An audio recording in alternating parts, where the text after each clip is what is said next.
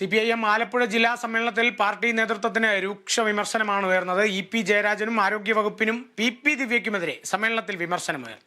മുഖ്യമന്ത്രിക്കെതിരെ ആരോപണം ഉന്നയിക്കുമ്പോൾ പ്രതിരോധിക്കാൻ നേതൃത്വം വിമുഖത കാട്ടുന്നുവെന്നും വിമർശിച്ചു.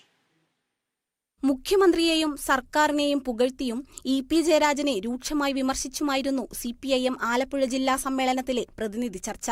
സർക്കാരിനും പാർട്ടിക്കും പ്രതിസന്ധിയുണ്ടാകുമ്പോൾ മന്ത്രിമാർ അടക്കമുള്ളവർ പ്രതിരോധിക്കാൻ ഇറങ്ങുന്നില്ലെന്ന് വിമർശനമുയർന്നു. മുഖ്യമന്ത്രിയെയും കുടുംബത്തെയും ലക്ഷ്യം വെച്ചുള്ള നീക്കങ്ങളെ പ്രതിരോധിക്കണമെന്ന് ചർച്ചയിൽ പ്രതിനിധികൾ ആവശ്യപ്പെട്ടു.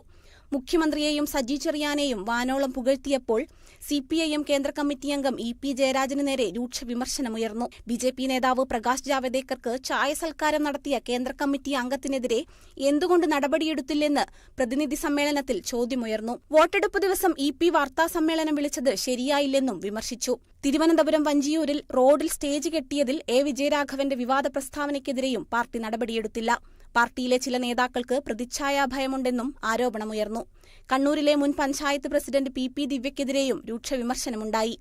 ആലപ്പുഴയിലെ വോട്ട് ചോർച്ച തിരിച്ചറിയാൻ സാധിച്ചില്ലെന്നും വോട്ട് ചോർച്ചയ്ക്ക് സംഘടനാപരമായ ദൗർബല്യവും ജാഗ്രതക്കുറവും കാരണമായെന്നും വിലയിരുത്തി. ആരോഗ്യവകുപ്പിനെതിരെയും വിമർശനമുണ്ടായി. പരാതികൾ പെരുകുമ്പോഴും ആരോഗ്യവകുപ്പും മന്ത്രിയും അതിലിടപെടുന്നില്ലെന്നും വിമർശിച്ചു.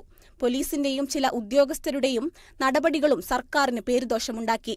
ആലപ്പുഴയിൽ ചിലയിടങ്ങളിൽ വ്യക്തികേന്ദ്രീകൃതമായ വിഭാഗീയ തുരുത്തുകൾ ഇപ്പോഴുമുണ്ടെന്നും കുട്ടനാട്ടിൽ വികസന പ്രതിസന്ധിയുണ്ടെന്നും പ്രതിനിധികൾ വിമർശിച്ചു.